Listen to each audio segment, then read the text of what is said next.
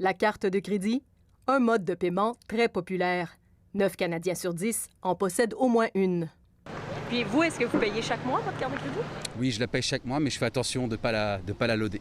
Oui, je la paye à chaque mois, oui. Ces deux hommes font partie des 70 % de la population qui paient la totalité du solde chaque mois. Quant aux autres, ils devront débourser davantage pour le paiement mensuel minimum.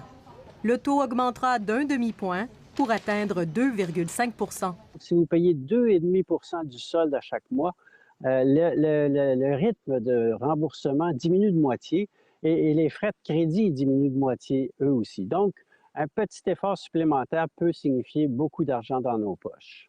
Par exemple, vous achetez un téléviseur à 1 000 $ sur une carte de crédit dont le taux est à 19,9 %.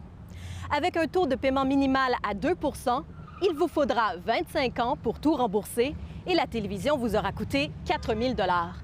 Mais avec un taux de paiement minimal à 2,5 %, il vous faudra 10 ans de moins pour vous libérer de cette dette et la télévision vous aura coûté 2 444 $. Cette hausse du taux minimum a débuté l'an dernier après que Québec a adopté un projet de loi pour prévenir le surendettement.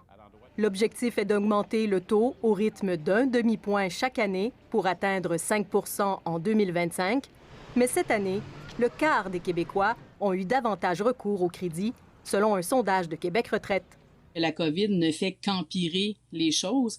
Puis, si ça se règle rapidement, mais ce qui est quand même peu probable à mon avis, peut-être qu'on peut récupérer la situation, mais je crois qu'il y a des gens qui vont être de plus en plus endettés. Certaines personnes devront retarder leur retraite de 5 à 10 ans, estime la conseillère. Il y a des gens qui, évidemment, ne sont plus capables d'économiser.